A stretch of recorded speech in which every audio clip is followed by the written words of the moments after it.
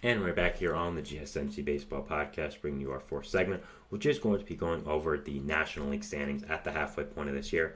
I did just want to go talk about them, give some surprises that were there, in my opinion, just give my general thoughts and maybe some teams to watch out for in the second half. So, yeah, we will be doing a full prediction segment for the standings for both the American League and the National League. Not sure what day that'll be either.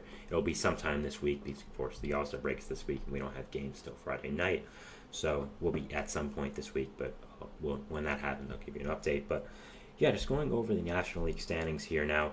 So I wanted to go over just all of them and give my thoughts. And starting off in the National League East, we have at the number one position the Philadelphia Phillies, who are 62-34, have a 646 winning percentage. Now, did I expect the Phillies to be in first place? No. But after Acuna got hurt, I thought it was pretty likely and it made a lot of sense. The Phillies have just been off to such a great start this year because of all the breakout performances in their starting rotation. Christopher Sanchez has become a real part of that rotation, just got an extension to show for it as well. Ranger Suarez has become an all-star candidate, and Spencer Turnbull has become such an important depth piece to this team after getting signed. So this Phillies rotation has been absolutely amazing. Adds on to their incredible offense as well as so many all-stars there. I mean, you of course have JT Realmuto, great catcher, Bryce Harper, maybe the best first baseman in baseball, Trey Turner, fantastic, Alec Bohm has had a breakout season. You also have Brandon Marsh, who's been very good in the outfield, Kyle Schwarber with a bunch of home runs always. So this team has become very good. I mean, it's been so elite this year. Their bullpen has been very good as well. Jeff Hoffman has become such a fantastic piece out there. Also, of course, Jose Alvarado closing games. So just a fantastic Phillies team this year. They've done so good. And yeah, top of the East. I'm surprised a little bit, but they deserved it.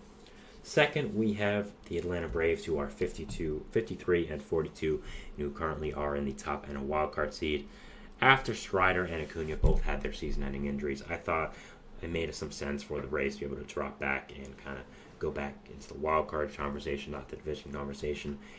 Is it possible they take the division away from the Phillies? Yes, but just the way the Phillies look so dominant this year, I really don't know if it's possible. So the Braves still have a very good team. I think they do need to add an outfielder, maybe a bullpen arm or two as well. So still a very good Braves team, and the way they fought back since the Strider and Acuna injuries is very good. And yeah, there's still a lot to like about this team. Just are not good as they should be, of course, because of the injuries they've had to guys like Strider, to guys like Acuna as well. After that, we have the Mets, who are 49-46, and are in sole position of the third wildcard spot. What a season the Mets have had. I mean, starting 22-33, we really thought they were dead in the water. I, as a Mets fan, was starting to count what players we could trade at the deadline to get prospects for, and man, if they turned it around. They've been the best team in baseball since the start of June, and they look legit, to be perfectly honest. They're now very much in a wild card spot, or in the third wild card spot by themselves. The pitching is really good, and their ace is coming back soon in Kodai Senga.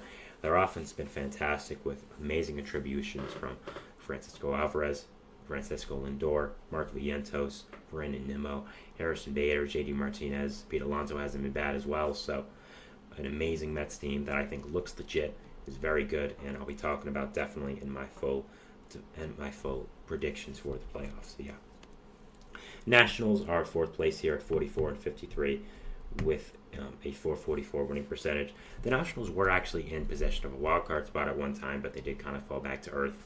They'll be very good next year. That's what I have to say. I think they have a ton of talent coming through this farm system with guys like James Wood, who just got called up, Dylan Cruz, Robert Hassel coming up soon.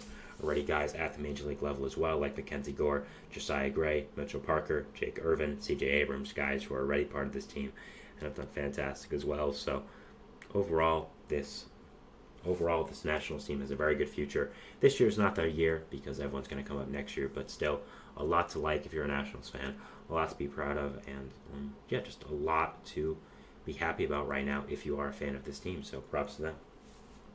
Last but not least, we have the Miami Marlins in last place in this division, who are 33-63.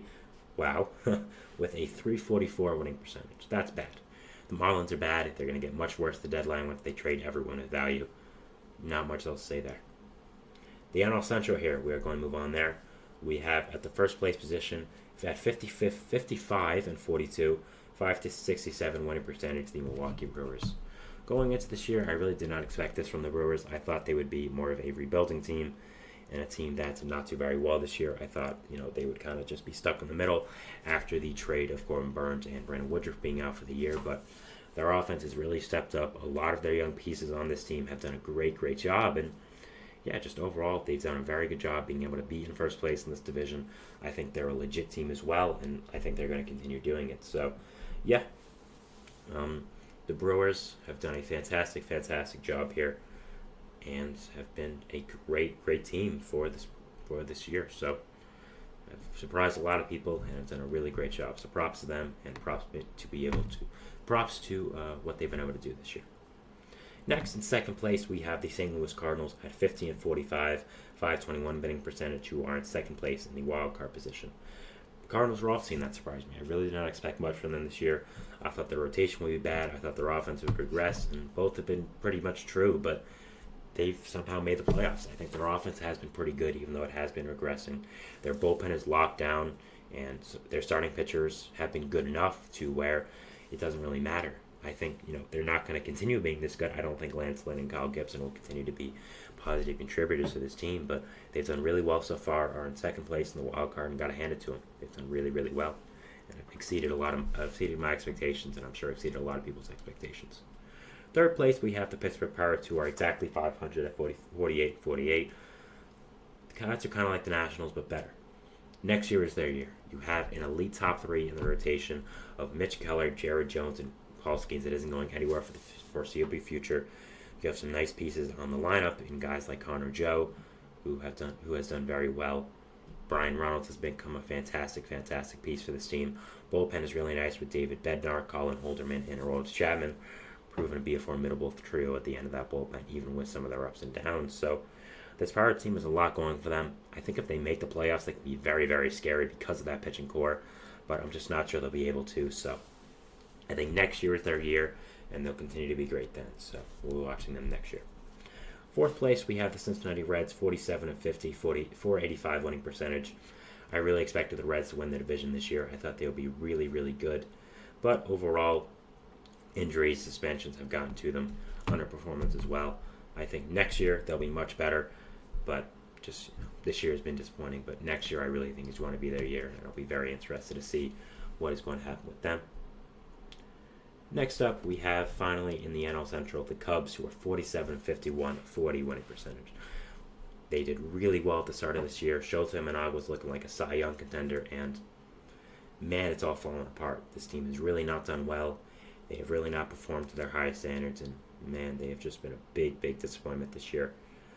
I don't know what to say. I don't know where this team goes from here. I don't know what the future is going to look like, but it is not pretty.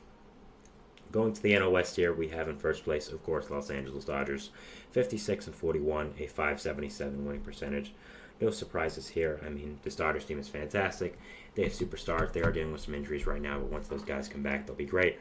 I think they'll continue to be a very good team, and not surprised whatsoever that they are a fantastic team, and are going to continue to be. So they're at the top of the NL West for a reason. No other thoughts here. After that, we have the Arizona Diamondbacks, who are 49-48, a 505 winning percentage, who are very close to the wild card here at one game out of the final spot. This Diamondbacks team is dealt with a lot of injuries. Eduardo Rodriguez, Jordan Montgomery, Merrill Kelly, Zach Gallen, mainly to their rotation. I think when these guys come back, they can become a very good team. And I'm very excited to be able to watch them. Very excited to see what is going to happen with them fully healthy. And I think they're overall still a very good team. Next, we have the San Diego Padres at 50-49, 505 winning percentage, same as the Arizona Diamondbacks, who are also one game out. Not the Diamondbacks, of course, as they have the same winning percentage. This Padres team has so much talent that it's hard to envision them not making it close to the playoffs. Luis Arias has been such a great addition to their offense since coming over, and overall, I really like this Padres team. They've done very well this year. The pitching rotation has become a little scuffed with Yu Darvish being out indefinitely, going on the I forgot the name of the list. Joe Musgrove having on and off injuries all year, so there are a lot of question marks about this team. But overall, I still like them a lot, and I still think they do have a lot of talent and are going to be able to fight for a playoff position. The Giants at 47-50, 485 winning percentage. The Giants are okay. They have a really good pitching staff that's going to come back, and I like their offense, but I do think they have some needs that need to be addressed at the deadline if they want to continue being good. I don't think it's impossible, but I do think these needs have to be considered. And finally, the Rockies at 34-63. They are awful. We expect them to be in last place, and they have Ryan McMahon, who's an all-star. He's good, but that's it. Nothing else to say about the Rockies. So yeah, that is our fourth segment here, talking about the National League standings of this year.